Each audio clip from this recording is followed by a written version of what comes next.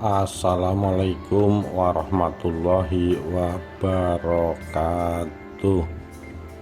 Rahayu Rahayu Sagung Dumadi. Nyai Rambut Kasih, Ratu Majalengka yang cantik dan sakti mandraguna. Nama Nyai Rambut Kasih bagi warga Kabupaten Majalengka kerap dikaitkan dengan sejarah berdirinya daerah tersebut. Beliau adalah seorang Ratu Majalengka yang cantik rupawan. Sang ratu pun kerap mengurai rambut panjangnya dalam kesehariannya. Bahkan berdasarkan cerita rakyat, kecantikan sang ratu tak ada bandingannya pada zamannya. Tak hanya cantik, dia pun memiliki kesaktian yang luar biasa, sehingga tak seorang pun sanggup menatap kemolekan wajah Nyai Rambut Kasih. Kerajaan yang menjadi pemerintahannya saat itu bernama Sindang Kasih. Konon kerajaan Sindang Kasih terkenal dengan buah yang bisa menyembuhkan berbagai penyakit. Nama buah itu bernama buah maja. Nyai Rambut Kasih juga dikenal sebagai sosok ratu yang memerintah negerinya dengan penuh cinta, aman, damai, dan selalu mensejahterakan kehidupan rakyatnya dengan ketulusan tanpa kepentingan apapun. Ratu Nyai Rambut Kasih konon kabarnya masih keturunan Prabu Siliwangi, Raja Pajajaran yang terkenal di Tatar Sunda. Nyai Rambut Kasih masih bersaudara dengan Rara Santang, Kian Santang, dan Walang Sungsang. Menurut cerita rakyat, awal mula Nyai Rambut Kasih datang ke Majalengka bermula hendak menemui saudaranya di daerah Talaga. Saudaranya bernama Raden Munding Sariageng, suami dari Ratu Mayang Karuna yang waktu itu memerintah di kerajaan Talaga Manggung di perbatasan Majalengka, tepatnya di Talaga. Nyai Rambut Kasih mendengar jika saudaranya sudah masuk Islam, sehingga dia mengurungkan niatnya menemui saudaranya itu. Dia singgah di Sindang Kasih dan membuat pemerintahan dengan daerah kekuasaan meliputi Sindang Kasih, Kulur, Kawung Hilir, Cierih, Cicenang, Cikasong, Babakan Jawa, Munjul, dan Cijati. Pada masa pemerintahannya di wilayah Cirebon Tengah dilanda penyakit yang tidak ada obatnya. Sunan Gunung Jati saat itu berusaha untuk bisa mengobati penyakit yang diderita rakyatnya, namun hasilnya nihil.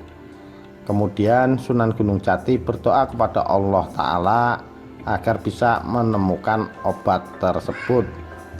Dalam doa itu, Sunan Gunung Jati mendapatkan petunjuk bahwa obat untuk mengobati rakyatnya terdapat di kerajaan Sindang Kasih berupa pohon maja.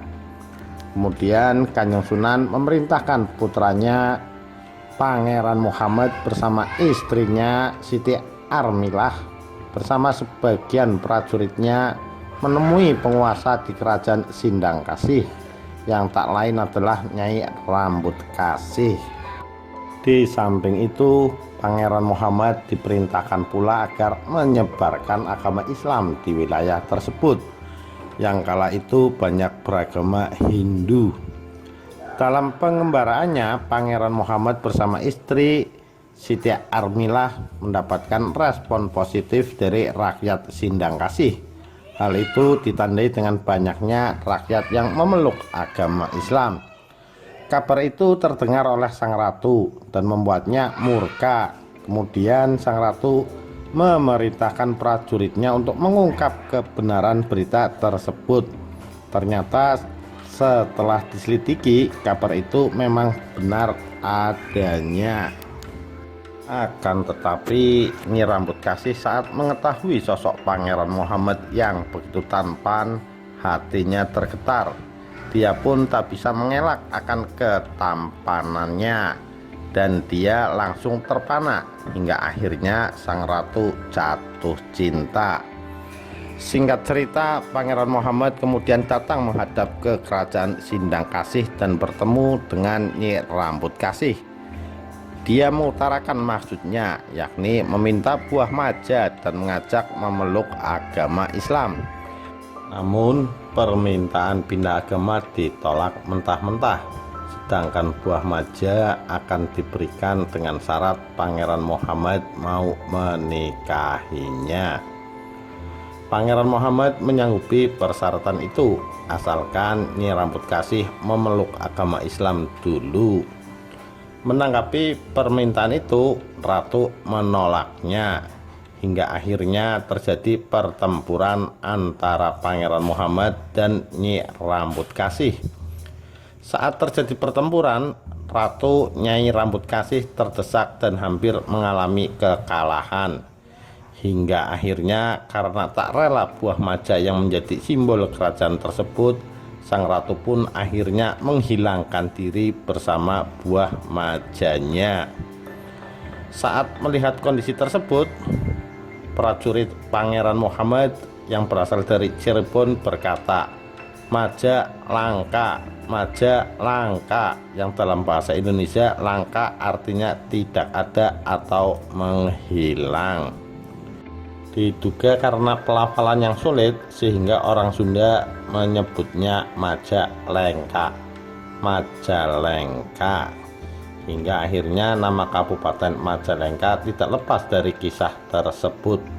Majalengka menjadi Majalengka. Begitu menurut cerita rakyat yang beredar dari mulut ke mulut secara turun-temurun.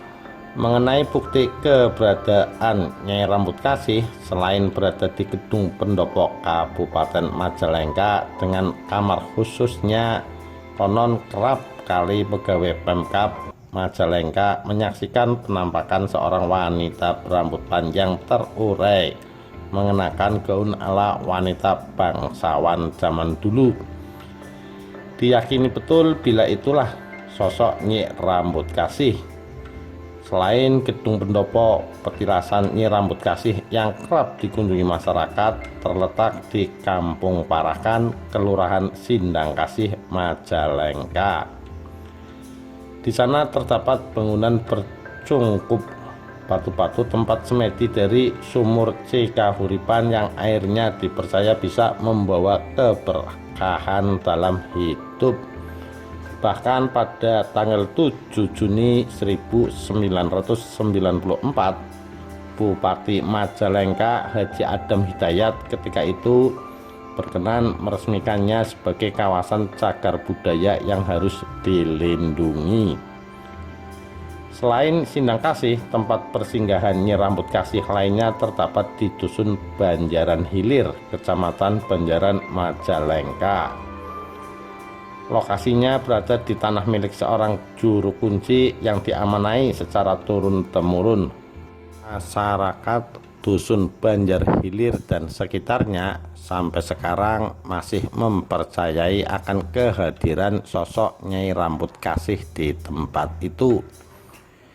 Bila ada warga yang hendak menggelar pesta pernikahan atau khitanan, sudah menjadi keharusan untuk terlebih dahulu melakukan ziarah dan berkirim doa kepada Nyi Rambut Kasih. Dan apabila di dalam pesta digelar pula hiburan jaipongan, maka sinden harus melantunkan tembang Sunda kesukaan Nyi Rambut Kasih seperti kembang Beureum, Engko, dan Salisih. Konon bila sinden tidak menembangkan lagu itu, maka akan ada keluarga mempunyai hajat yang kesurupan. Menurut Kepala Dinas Kebudayaan, Pemuda dan Pariwisata Kabupaten Majalengka Ahmad Susanto, berdasarkan sejarah petilasan Nyi Rambut Kasih yang berada di atas bukit memiliki nilai histori yang luar biasa.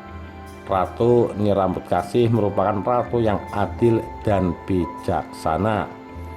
Konon katanya dia menghilang karena saat itu Pangeran Muhammad atau putra Sunan Gunung Jati mengajak masuk Islam, namun merasa keberatan. Terjadilah pertarungan dan kalah lalu menghilang di sini dengan ditandai sebuah batu. Keberadaan Nyi Rambut Kasih tidak terlepas dari sejarah berdirinya Kabupaten Majalengka. Hal itu bisa ditandai dengan adanya sejumlah bukti petilasannya untuk meyakinkan keberadaannya, paparnya. Demikian kisah Nyi Rambut Kasih, Ratu Majalengka yang cantik dan sakti mandraguna.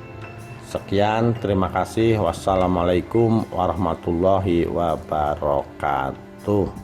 Rahayu, Rahayu Sagung Dumadi.